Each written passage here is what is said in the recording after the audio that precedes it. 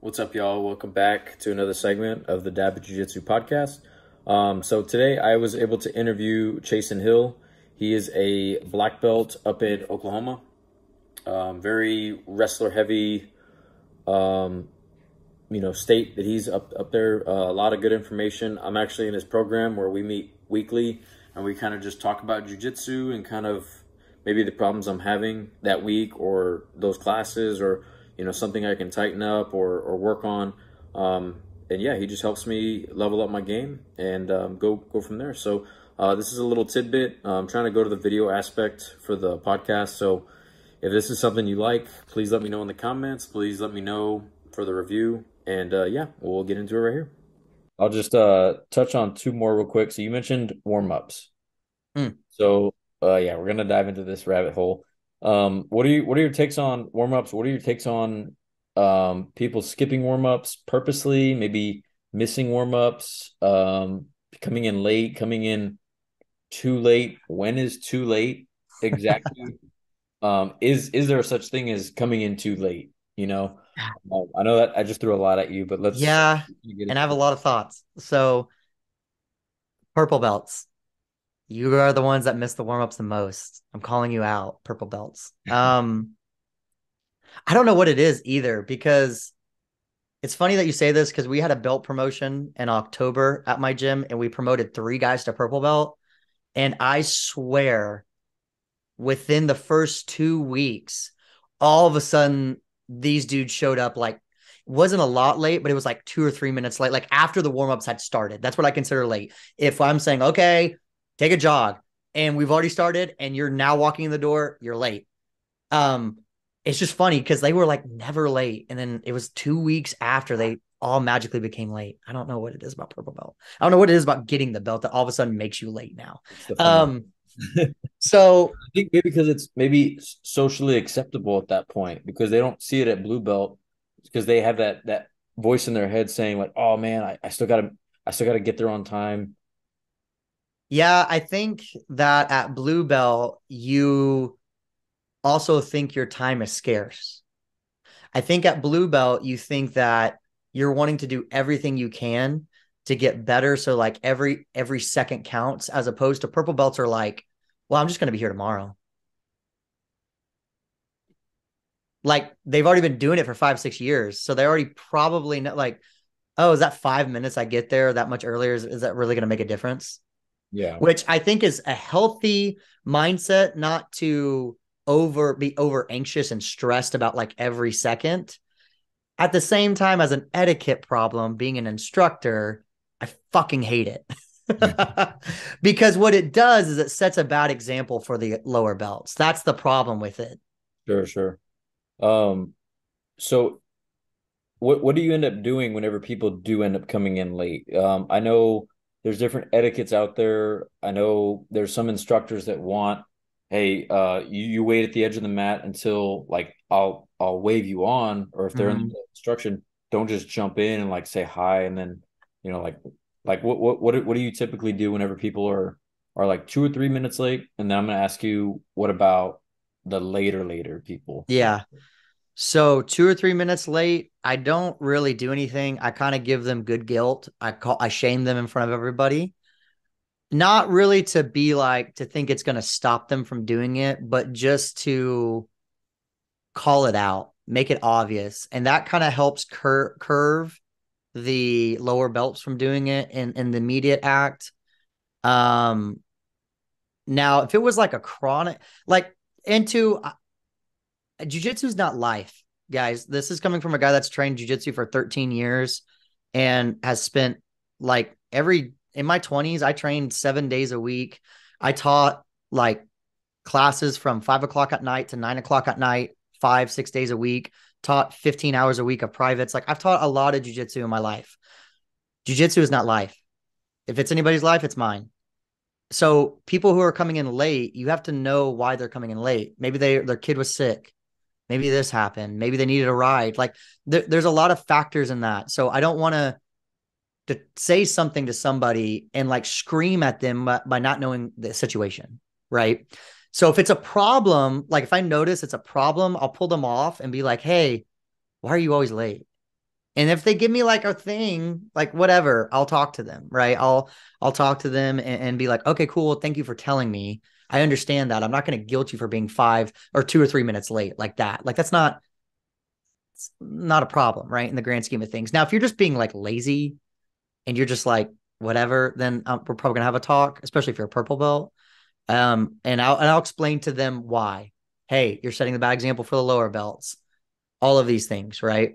And then if they get into this argument of like, well, I just don't see it being important, then that's a conversation we got to explore a little bit deeper of why you don't think it's important, right? You see what I'm saying? So Yeah. there's multiple factors of why that could happen. And I think one of the caveats that I was going to throw at you was working out. Say they're coming from like another workout, and they say, and I say they, this tends to be my situation a lot because Mm. I typically my day consists of going to Golds, and then once I'm done with my workout, I'll try to squeeze it in as quick as I can, and I notice I rush my workouts a little bit because I know I got to make it to jujitsu at this time. Mm-hmm. I don't like having to rush my workouts though, and if I'm already getting a sufficient warm up at doing weights or whatever. I know we're kind of getting into a gray area with the warm ups and Mm-hmm. stuff Mm-hmm. like that, but I think this is a caveat that we can explore a little bit. What if you have So somebody who doesn't want to do the warm ups because they view the warm up that they just did was sufficient? Let me ask you that. so you asked the right question. The question is that the person who is missing the warm up doesn't find it of value. If they found it of value, they'd be there. So if you're making people do push-ups and sit-ups and squats, there's no value. Because they But if I said, hey guys, we're going to learn how to Imanari roll today, and I'm going to teach you guys how to shoulder roll and invert and be able to do that like that, so don't miss the warm-ups, how many more people would show up? oh, I think everybody would show up. Exactly. So they've been trained to depreciate the warm-up by purple belt Yeah. because No. they know that it's just like jogging in circles. And a lot of times that's the jiu-jitsu instructor like I've done it. I'll say it like you just get used to saying certain things. You just get used to like, okay, guys, yeah, I want to get to it. Personally, I just don't think like that. The warm ups like honestly have that much value because it's just like I would rather get into drilling the technique. Like I'm gonna say, okay, go down and back a couple of times, run around, move around. My goal is to be done within like 5 minutes or less, and at least drilling the technique, like a previous technique, and you wouldn't miss that. Yeah. Or if you came in late, you're only going to come in like 2 or 3 minutes late. That's better than 10 minutes late, Right. right?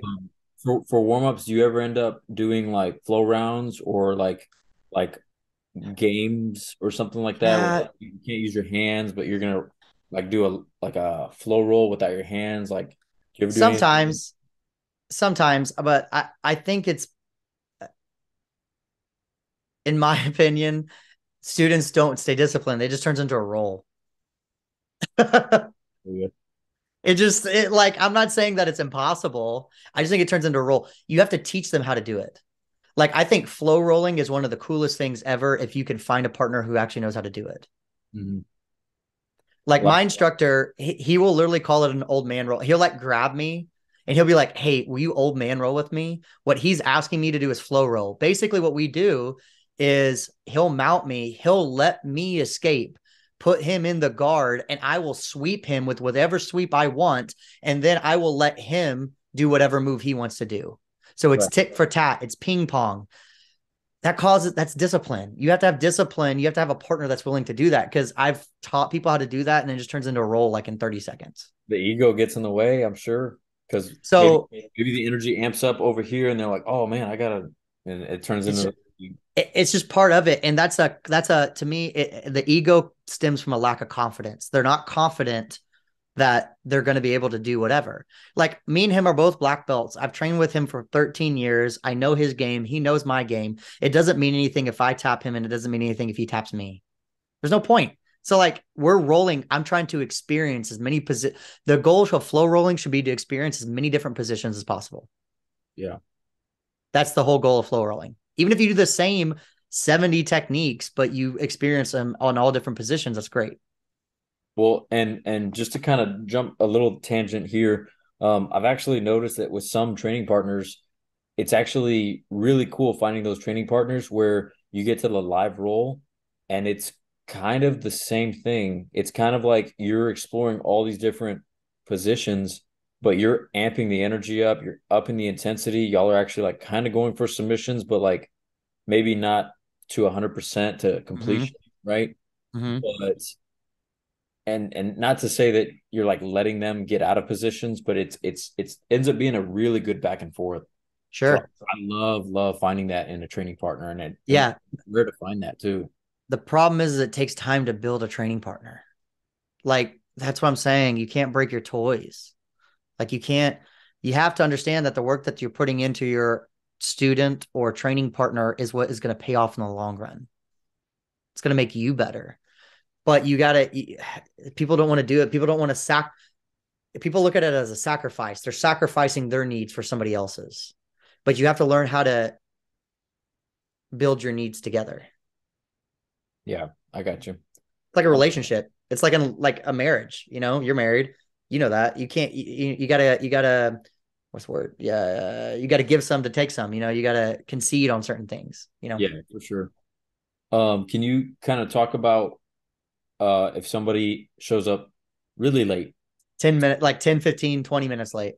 Yeah, I was thinking more like 20, 30 minutes late. Because and just to give a little bit of a background on this, because these do stem from ideas that I have. I had every intention of being there on time, right? So I just Mm-hmm. want to put this out there. I had every intention of being there on time. I fell asleep and I did not set an alarm. I ended up waking up. I think it was like 7:15. Class started at 6:45. I'm already 30 minutes late, and it ends at 8:15 or 8 o'clock. It kind of goes in, and I look at the clock and I'm like, man, I can't go now because I'm too late. And so I talked myself out of that because I said, well, it's not like this is a habitual thing. It's a one time thing. I ended up getting my stuff together real quick. I ended up rolling for the last 30 minutes and ended up being really good rolls. So yeah, just to give you some background on where this question's coming. Instructor was cool with it. Everything was good with it. Yeah, so he had me come in and he always wants us to come say hi to him. It's the respect thing. And all he said was, hey, just make sure you're thoroughly warmed up. I want to make sure that you're warmed up because I don't want you to get hurt coming in so fresh. Mm. And I was like, oh, okay, cool, perfect. So I spent the rest of that round in the corner, drilling, doing stuff, doing like, take double leg shots or whatever, and just kind of warming up on my own. But for you being instructor, where do you see your students coming in late on the, how do you view that? And how do you approach that? Yeah. So I guess I've been, I don't know if you call it lucky, but I've not had that the late for a long. I have not experienced that a bunch. I have had it, but it's not like been a habitual problem. I think one way that we curve that is once again by making the class of a certain value in the structure. So like, if they're missing all of that, if they're like your incidence was very specific, like you missed it on accident. That's different. Like I've heard of students like purposely missing like this. I'll just say the story that I've had to deal with. I literally had a student who told me that they knew the class structure, they knew the warm up, they knew the drill, and they knew what time that we roughly started sparring. They purposely missed only to come into spar. That pissed me off because that's telling me that you're above everybody else, that for some reason you get special treatment, for some reason, whatever. And it's not like time constraint was an issue. It was like they did it on purpose. Right, right.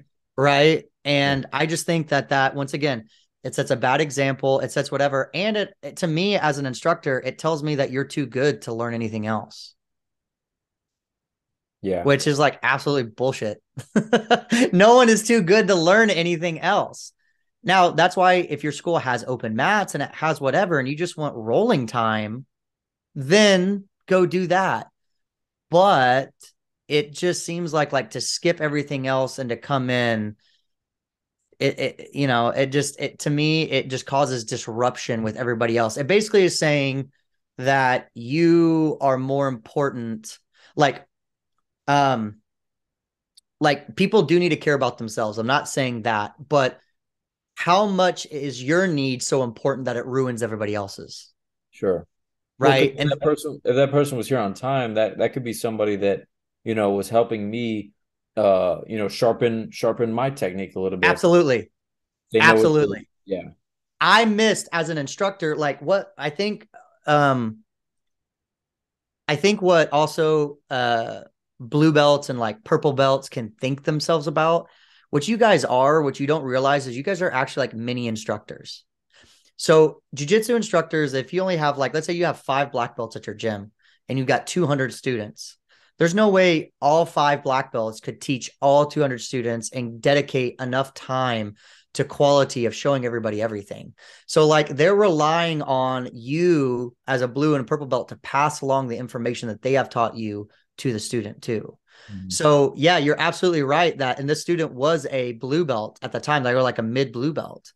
And that like irritated me. I was like, you're missing the whole point. The whole point of jujitsu, like one of the, I think the coolest things about it, which this could be a whole separate podcast, this topic I'm about to go into, that I think a lot of the sport community um is killing is the idea of it being like a martial art and a discipline in the way that you respect and honor and the way that you're there to help out other people. So I think that's one of the unique things that a martial art can do, whether it's karate, taekwondo, traditional arts, is like there's a community aspect to it that you're learning from other people's experience and that you're communicating with people and whatever. I think the sport community, a lot of times it's like, oh, well, I have this tournament, so I'm going to worry about myself and just screw over everybody else and beat them up and use them as tackling dummies and not worry about anybody else's experience. Right. So like that exactly. So like what you're doing is like when you choose to do that on purpose, you're pulling away from that martial arts based community aspect of it as well, as Because long with all the other stuff. maybe that person had to sit out on a technique because there was an odd number of people, and Yeah. you have been an even factor. And so, yeah, um, no, that definitely makes sense. And yeah, it's And if it was a habitual problem, I would like you, like if that happened, I'd be like, hey man, like, and I'd probably joke with you too. I'd probably be like, bro, way to come in 30 minutes late. Like, what happened? And if you were like, oh dude, I overslept and it never happened, I honestly, me, I wouldn't care. Like, I'd be like, okay, cool, well, come on in. But this student, it was happening over and over. And then when I asked them, they just flat out said, well, because I only like sparring, I don't like drilling. And I was like, oh, we have a problem. And two, also coming looking at it from my perspective, I know some people are going to be like, well, they're a student, they pay money, right? They can do what they want. They pay money, it's their tuition, whatever. Here's the thing, it's also my business. So what's going to happen is if I have one bad fish in my pond, it ruins the rest of the pond. So if you're not doing what I think is best for the rest of the pond, I will cancel your membership and ask you to go somewhere else. yeah, Like jujitsu instructors will do that too. They're so worried about the money and the financial commitment, they won't do certain things like that and get rid of certain bad fishes out of ponds because they need the financial capital of it. yeah, That's like I said, this is literally a whole separate tangent that could go on for hours in that way too. yeah. But it definitely makes sense the way you're explaining it. I never thought about it, in some of the aspects you were talking about. So, um, but yeah, I think to kind of summarize what we just talked about, the whole warm ups, it goes back to, like you said, providing the value to them. And so I think a lot of people would find the value if they knew that they could come in, and whether it be an Imanari role or maybe learning the escape from what it just Flow roll, like they knew they were going to flow roll, like they knew what to expect, like they knew what, instead of just like jogging around doing some push-ups and sit-ups, yeah. right?